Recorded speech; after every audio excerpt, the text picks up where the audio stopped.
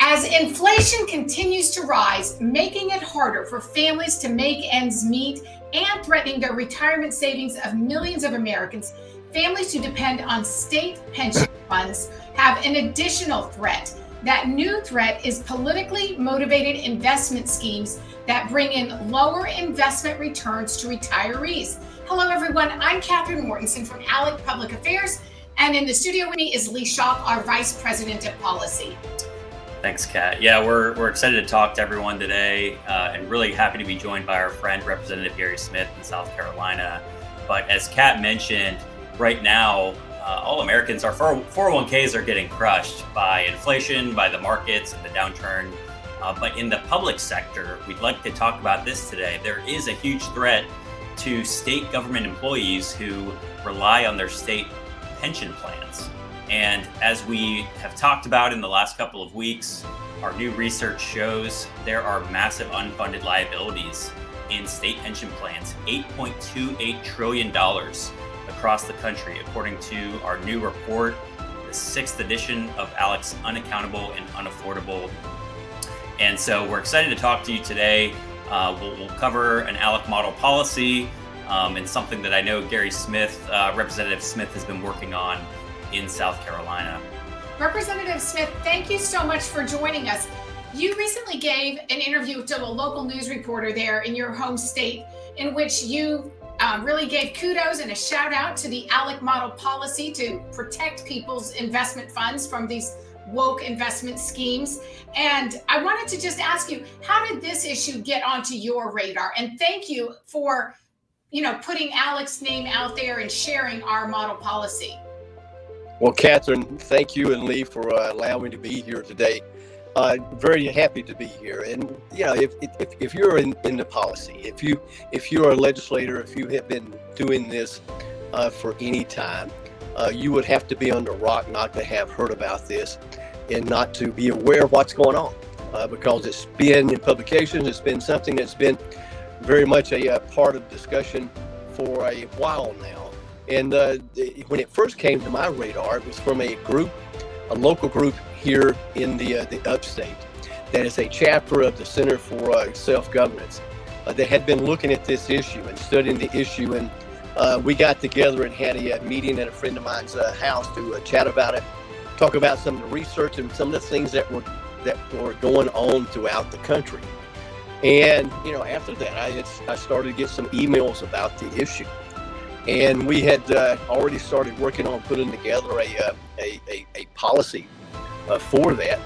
And the ALEC model policy was a big help in that regard. So as always, ALEC is always at the forefront of a lot of these issues that come up that we're very much concerned about in our state and state governments.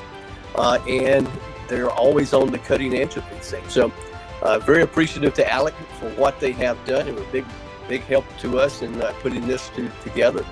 And again, happy to be a part of the show today. And just to summarize the model policy that we're talking about today, the model is called the State Government Employee Retirement Protection Act. It was a model policy passed by the Tax and Fiscal Policy Task Force at ALEC.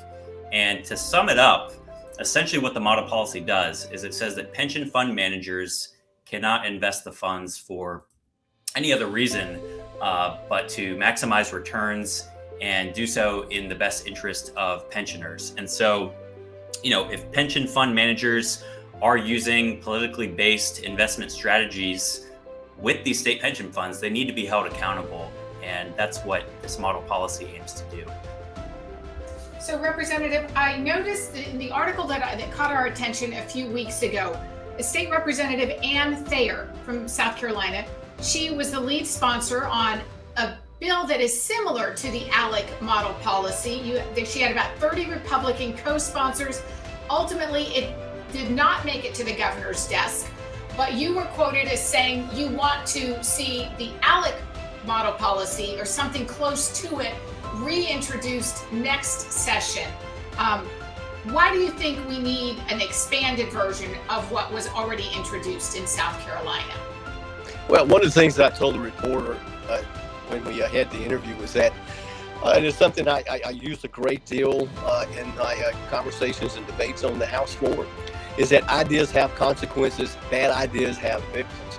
And when you look at this whole idea and the concept of ESGs and social justice and climate change and all of those sorts of things, it's totally contrary to what we have always been used to in the financial world and how we take and deal with banks, with institutions of finance and so forth and so on. It's usually based upon your credit history, your financial responsibility, and those sorts of things. Those things that make sense in taking and judging you as a credit risk or a good financial risk. What we're talking about with ESG is totally different from that.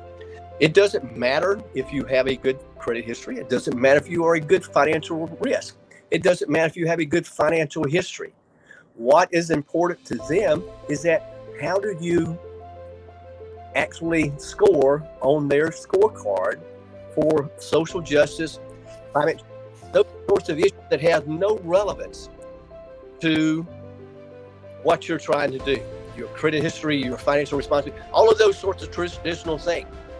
So it creates victims almost over half of the population in the United States who don't know about those radical woke ideologies, but who have a good financial history. What it also does, because when you look at what some of these policies have done throughout the country, we've seen this in California and many other places, where crime rates have gone up because the prosecutors who have followed this woke ideology have refused to prosecute. You have criminals being let back out on the street. This is a big issue, and it creates victims. Well, and a couple of things that I'll just add there when it comes to ESG investing. I mean, we've got to be clear about one thing. If individuals want to invest in this way, and they're in control of their own dollars, they want to pay the higher fees and invest in causes that they believe in, they're more than welcome to do that. But when we talk about state pension funds, these plan managers, we've got to make sure that we're investing for maximum returns and growth in the future, because our state employees, our state government workers are depending on that. And when we do invest those pension plans and apply those types of factors, ultimately we lose out on millions of dollars of returns over time. And what that ends up contributing to is our unfunded pension liabilities, like our report talks about. At the end of the day, all taxpayers at the state level are on the hook for those unfunded liabilities. And so higher tax burdens will become necessary in the future. And a great example of this, I know Representative Smith, you mentioned California. We've been closely following the Golden State's efforts in recent weeks to divest their two largest pension plans completely from fossil fuels. Now, California, over the last couple of decades, they've done this type of activist divestment with their pension plans. They've divested from tobacco, firearms, fossil fuels, but they were attempting to take it a step further. And it's something that our research manager here at the Center for State Fiscal Reform, Thomas Savage, and I wrote about in the Orange County Register. But we've got a new piece up on the ALEC website now, taking a little bit of a victory lap in the fact that that bill is now dead. In the over to the California Assembly, the assemblyman in charge of the committee there where the bill would be heard decided to kill the bill because he knows that California, their pension plans, CalPERS and CalSTRS, were set to lose out on hundreds of millions of dollars in the coming years by pursuing this type of divestment strategy.